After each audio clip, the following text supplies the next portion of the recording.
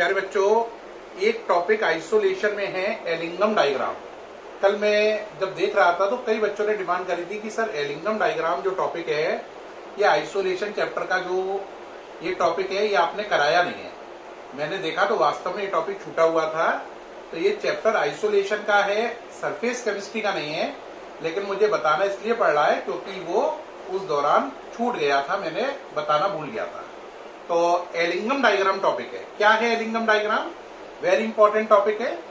ऐसा कर्व, देखो ये एलिंगम डायग्राम, ऐसा कर्व जो डेल्टा जी स्टैंडर्ड और टेम्परेचर के बीच में खींचा जाए। Repeat, the curve between delta G standard and temperature is called Ellingham diagram. The curve between delta G standard and temperature is called Ellingham diagram. अब बात आती है ये डायग्राम क्यों पढ़ा रहे हो सर जी? और डेल्टा जी स्टैंडर्ड का मतलब समझ पाए? जी का मतलब गेट फ्री एनर्जी, डेल्टा का मतलब चेंज और इसका मतलब स्टैंडर्ड। स्टैंडर्ड का मतलब होता है 25 डिग्री सेल्सियस को स्टैंडर्ड मानते हैं। यानी जब डेल्टा जी की वैल्यू निकाली गई होगी तब टेम्परेचर 25 डिग्री सेल्सियस मेंटेन किया गया होगा। That's why it is called standard. अब इसमें समझो इस कर्व का फायदा क्या है। ये कर्व हमें जानकारी देता है कि किस टेम्परेचर पर कौन सा रिड्यूसिंग एजेंट लेना फायदेमंद है। रिपीट, एलिंगम डायग्राम हमें ये जानकारी देता है कि किस टेम्परेचर पर कौन सा रिड्यूसिंग एजेंट लेना बढ़िया है।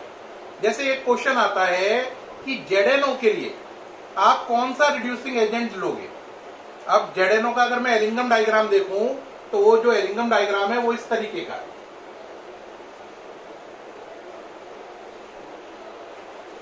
आप देख रहे हैं इस कर्व में कितनी लाइनें नजर आ रही हैं आपको? 2 नजर आ रही है। ऊपर वाली लाइन पे लिखा हुआ है 2CO प्लस O2 2CO2।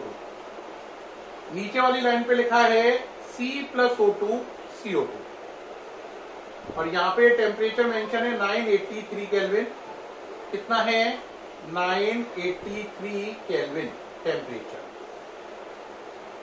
बात समझना बच्चों ध्यान से, नहीं तो कंफ्यूज हो जाओगे। देखो, जो चीज O2 से रिएक्शन करे, रिपीट, जो चीज किससे रिएक्शन करे? O2 से, उसी को बोलते हैं रिड्यूसिंग एजेंट। तो यहाँ पे देखो O2 से रिएक्शन कौन कर रहा है? CO।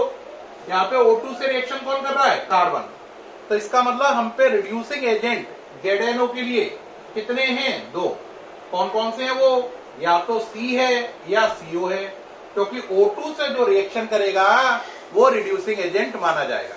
तो इसका मतलब मेरे पे 2 चॉइस हैं, एक चॉइस के रूप में कार्बन है और एक चॉइस के रूप में CO है। अब मैं किसे लूं? देखो बेटा, अभी देखें अगर आप, तो ये दोनों लाइनों में से जहां पर आपको चेक करना है वहां पे अपनी फिंगर लगाओ और चलते जाओ। जैसे मुझे यहां चेक करना है तो देखो ये फिंगर बढ़ाई, पहले इसको कट किया ना मेरी फिंगर ने, इसको छुआ, तो यानी कि इस वाली जगह पर बढ़िया कौन है? CO। अब यहां पर देखो अगर मैं बढ़ाऊं तो दोनों लाइन कट रही हैं, तो यहां पर CO और C दोनों ही इक्वल बढ़िया है। कितने पर? 983 पर। अब मान लो टेम्परेचर यहां पर कुछ है ना, एक एज्यूम कर लिया, मान लो यहाँ पे टेम्परेचर थोड़ी देर के लिए यहाँ पे लिखा हुआ है 1100 केल्विन। तो यहां से आगे बढ़ाओ, देखो कौन सी लाइन को पहले टच करेगा ये आंसर? इस वाली को। तो इस वाली लाइन पे क्या लिखा है? C। तो यानी कि यहां पर बढ़िया कौन है? C। क्या आप मेरी बात समझ गए? जैसे कर्व में किसी भी जगह टेम्परेचर मेंशन कर दो, एक और समझाने के लिए कर रहा हूं। मान लो यहाँ पे मैंने मेंशन कर दिया थोड़ी देर के लिए 700। अब 700 से लाइन टच बढ़ाओ आगे, किसको टच कर रही है? इस वाली लाइन को। तो बढ़िया कौन है? CO। 1100 केल्विन पे पहले किसे टच कर रही है? C को। तो बढ़िया कौन है? C। 983 पर दोनों लाइन को टच कर रही है, तो इसका मतलब CO और C दोनों इक्वली बेटर हैं। तो इस कर्व से कितने रिजल्ट निकले कि अगर टेम्परेचर 983 केल्विन से कम है तो बढ़िया कौन है? CO। देखो 983 से ज्यादा है तो बढ़िया कौन है? C। और अगर 983 है तो CO और C इक्वली गुड है। तो ये एलिंगम डायग्राम है। The curve between delta G standard and temperature is called Ellingham diagram. इसका एप्लीकेशन क्या है? it is used to find out which reducing agent is better at a given temperature. It is used to find out which reducing agent is better at a given temperature. In this question, for ZNO, we select CO at 700 Kelvin, we select C at 1100 Kelvin, but at 983 Kelvin, you can select either of them, means CO और C. आप कोई भी इन दोनों में से select कर सकते हैं. उम्मीद है आपको एलिंगम डायग्राम समझ में आया होगा, और जिस बच्चे ने एलिंगम डायग्राम पूछा था उसको अपना सारा डाउट क्लियर हो गया होगा. बच्चों क्या आपको एलिंगम डायग्राम समझ में आ गया है पूरा? कोई डाउट तो नहीं है?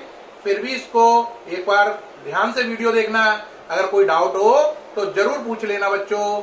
एलिंगम डायग्राम आपका कंप्लीट हो गया है. एलिंगम डायग्राम आपका कंप्लीट हो गया है. ठीक है, अब हम नेक्स्ट वीडियो में दोबारा सरफेस केमिस्ट्री स्टार्ट करेंगे. ओके.